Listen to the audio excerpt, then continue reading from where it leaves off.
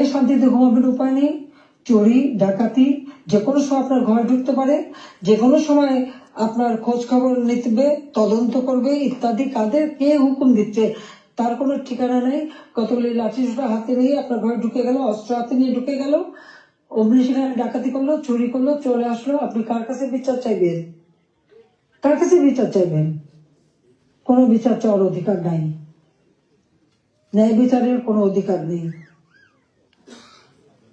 এমন একটা দুর্বিষহ অবস্থা, আজকে সমস্ত জিনিসের দাম বেড়ে গেছে। আমাদের কথা অত্যন্ত স্পষ্ট, যারা নির্বাচিত জনপ্রতিনিধি আইন করে নির্বাচন কমিশন গঠন করে নির্বাচনগুলি হয়েছে, স্থানীয় সরকার নির্বাচন, জেলা পরিষদ, উপজেলা পরিষদ, ইউনিয়ন পরিষদ, সমস্ত নির্বাচিত প্রতিনিধিরা তাদেরকে এক কলমের খোঁচায় তাদেরকে সরিয়ে দেওয়া হয়েছে, বাড়ি পাঠিয়ে দেওয়া হয়েছে। কেন? তারা তো নির্বাচিত হয়ে মানুষের পাশেই দাঁড়াতো। ঘূর্ণিঝড় গেল, বন্যা গেল, কই কেউ তো যারা এই বন্যায় ক্ষতিগ্রস্ত, ঝড়ে ক্ষতিগ্রস্ত তাদের পাশে থেকে দাঁড়ায়নি। তাদের নাম করে টাকা তুলেছে, 1000 কোটি টাকা রিলিফ সংগ্রহ করেছে, কিন্তু কয়টা মানুষকে সাহায্য করেছে? আজকে যদি স্থানীয় সরকারের প্রতিনিধিরা থাকতো, এই জনপ্রতিনিধি তো মানুষের পাশে দাঁড়াতো, কিন্তু সেটা দাঁড়াতে পারেনি। কাজে আমাদের কথা খুব স্পষ্ট, এক কলমের কোথায় জনগণের ভোটে নির্বাচিত প্রতিনিধিদের সেই বিদায় দেওয়া, এটা জনগণকে অপমান করা, ভোটারকে অপমান করা। কাজে তাদেরকে আবার স্বস্থানে স্থান করে দিতে হবে। সরকারি কর্মকর্তা কর্মচারী তাদের উপর হয়রানি বন্ধ করতে হবে, গ্রেপ্তার বন্ধ করতে হবে, মামলা থেকে তাদের রেহাই দিতে হবে, চাকরিচ্যুতি করা হলে, বহিষ্কৃত করা হলে তাদের পুনরায় কাজের ব্যবস্থা করতে হবে। আওয়ামী লীগ সহ সমস্ত রাজনৈতিক নেতা কর্মী, ব্যবসায়ী, সাংবাদিক, সংস্কৃতি কর্মী, পেশাজীবী, শিক্ষক যাদেরকে গ্রেপ্তার করা হয়েছে, মিথ্যা মামলা দেওয়া হয়েছে, সকল মিথ্যা মামলা প্রত্যাহার করতে হবে এবং সকল বন্দীদের মুক্তি দিতে হবে। সেই সাথে সাথে দায় মুক্তি দেওয়া হয়েছে। 15 জুলাইয়ের পর থেকে যারা অপরাধ করেছে তাদেরকে দায় মুক্তি দিয়েছে। এই দায় মুক্তি দিয়ে কিন্তু একটা কাজ করেছে, দায় মুক্তি দেওয়ার অর্থ মানে কি? তার মানে এরা অপরাধী। 15 জুলাই থেকে যে হত্যাকাণ্ড, ছাত্র হত্যা মিছিলে, পুলিশ হত্যা, রাজনৈতিক নেতাকর্মী হত্যা, সাংবাদিক হত্যা, সংস্কৃতি কর্মী হত্যা, যতগুলি হত্যাকাণ্ড ঘটেছে, সেই হত্যাকাণ্ডগুলি এবং যতগুলি অগ্নিসংযোগ হয়েছে সেগুলি যারা সংগঠিত করেছে পূর্ণ তদন্ত করে তাদের বিচার করতে হবে। আর এই মিথ্যা মামলাগুলি যাদের বিরুদ্ধে দেওয়া হয়েছে সব মামলা প্রত্যাহার করতে হবে। 15 জুলাই থেকে 8 আগস্ট পর্যন্ত যাদের দায় মুক্তি দেওয়া হয়েছে, এই দায় মুক্তি দেওয়ার কোনো অধিকার নেই, তাদের বিচার করতে হবে। কারণ দায় মুক্তি দিয়ে আমাদের মাস্টার মাইন্ড খুনি ইউনূস সাহেব এটাই প্রমাণ করেছে যে এরা সব অপরাধী, এই সমস্ত অপরাধ তারা করেছে। একই সাথে মিছিল করেছে, ক্লোজ রেঞ্জে গুলি করা হয়েছে, মানুষ মারা হয়েছে। আবু সাঈদের হত্যাকাণ্ড, মুগ্ধর হত্যাকাণ্ড, সব হত্যাকাণ্ডের জন্য কিন্তু এই মাস্টার মাইন্ডারই দায়ী।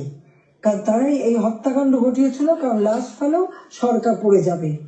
হ্যাঁ, আমি যদি আরো শক্তি প্রয়োগ করতাম অনেক লাশ পড়তো, আমি সরে আসতাম না। কিন্তু আমি তো লাশের উপরে লাশ ফেলতে চাইনি, আমি তো চাইনি মানুষ আরো জীবন দিক।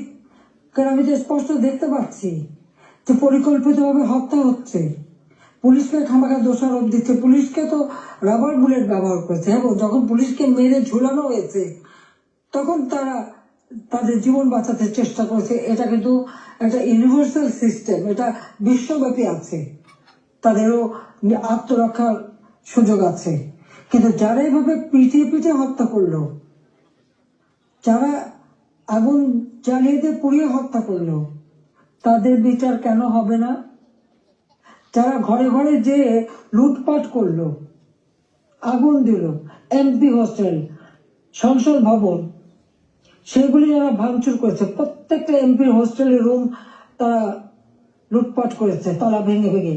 প্রথমে চুরি করেছে, লুটপাট করেছে ছাত্র নামদারি, তারপরে সেখান থেকে পরে পুলিশে দিয়েছে। প্রত্যেকটা বাড়ি বাড়ি যে হামলা, লুটপাট। আমাদের তো কিছুই নেই। গণভবন লুটপাট, আমি তো গণভবন ছেড়ে দিয়ে আসছি। আমরা দেখলাম ইউনূস সাহেব নিজেই তার সমন্বয়কদের নিয়ে চলে গেছেন গণভবনে, কাজে লুটপাটের কিছু ভাগ বটরা নেওয়ার জন্য। সেখানেও উনিও সেই লুটপাট করেছেন। কাজে লুটেরা এখন দেশ লুট করছে। শেয়ার মার্কেটে লক্ষ কোটি টাকা পাচার হয়ে গেল। কোথায় গেল ওই টাকা? ব্যাংকগুলি এক এক করে সব বসে যাচ্ছে। কেন? অর্থনীতিকে এভাবে কেন ধ্বংস করলো?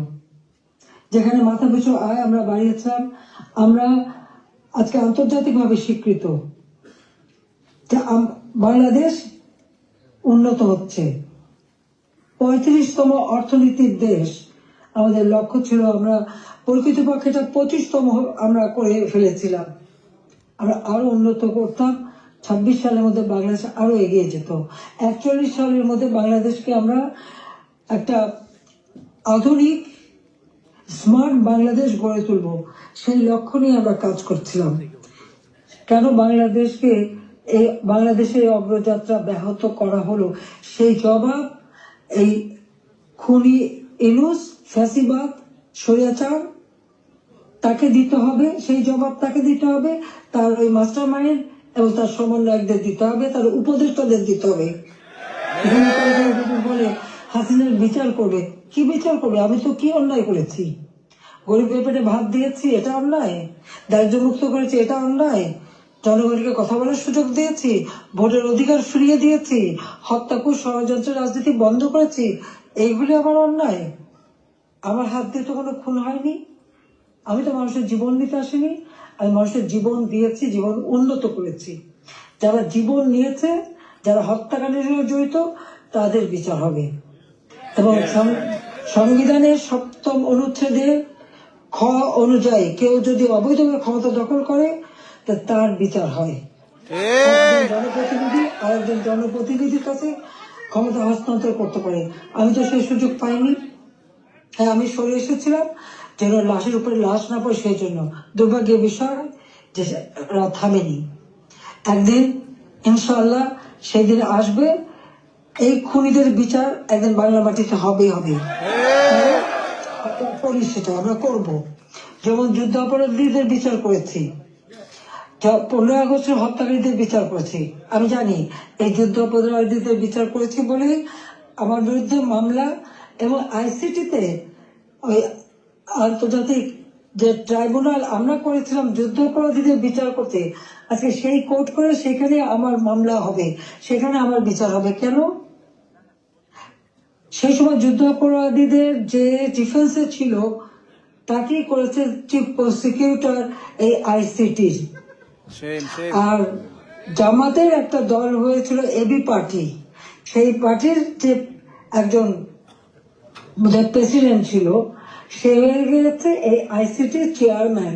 তো সেখানে ন্যায় বিচার কি করে হবে? আর এটা কিভাবে করে? এটাও তো একটা বিচারের একটা নর্মস, তাতে পড়ে না। কিন্তু গায়ের জোরে সব করবে তারা, কারণ তাদের হাতে অস্ত্র আছে, লাঠি আছে, পেটো বাহিনী আছে, সন্ত্রাস বাহিনী আছে। সেটা দিয়ে তারা এই বিচার করতে চায়, এটাই তারা করবে, এটাই তাদের লক্ষ্য। যাক, আমি অনেক সময় নিলাম, আপনারা ধৈর্য ধরে আমার বক্তব্য শুনেছেন, আমি আপনাদেরকে আন্তরিক ধন্যবাদ জানাই। ইনশাল্লাহ এই বিজয়ের মাস আমাদের, এই অন্ধকার কেটে যাবে, নতুন সূর্য উদিত হবে, বাংলাদেশ আবার উন্নয়নের পথে এগিয়ে যাবে।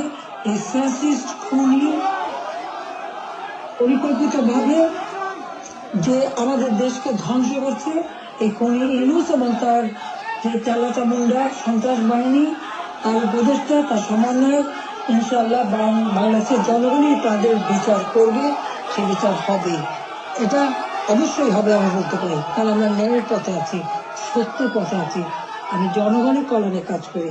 জনগণের ভাগ্য পরিবর্তন করেছিলাম, সেটা নষ্ট করেছে। ইনশাআল্লাহ আবার এদেশের মানুষ জেগে উঠবে, আবার বাংলাদেশের মানুষ বিশ্বব্যাপী মর্যাদা পাবে, সম্মান পাবে।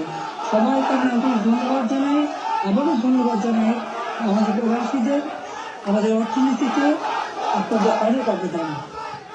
এই দেশের অগ্রযাত্রা, দেশের প্রতিটি অর্জনে প্রবাসীদের অবদান রয়েছে। সেজন্য সকলকে আমি আন্তরিক ধন্যবাদ জানাই, কৃতজ্ঞতা জানাই। সকলে ঐক্যবদ্ধ হন, এই ফ্যাসিস্ট স্বৈরাচার ইউনূস সরকারের হাত থেকে দেশ যেন মুক্ত হয়, দেশের মানুষ যেন আবার তাদের সুষ্ঠু জীবন ফিরে পায়, সেই কামনা করে জাতির পিতার স্বপ্নে সোনার বাংলা ইনশাআল্লাহ আমরা গড়ে তুলব, সেই প্রত্যয় ব্যক্ত করে আমার বক্তব্য শেষ করছি। খোদা হাফেজ। জয় বাংলা, জয় বঙ্গবন্ধু, বাংলাদেশ চিরজীবী হোক।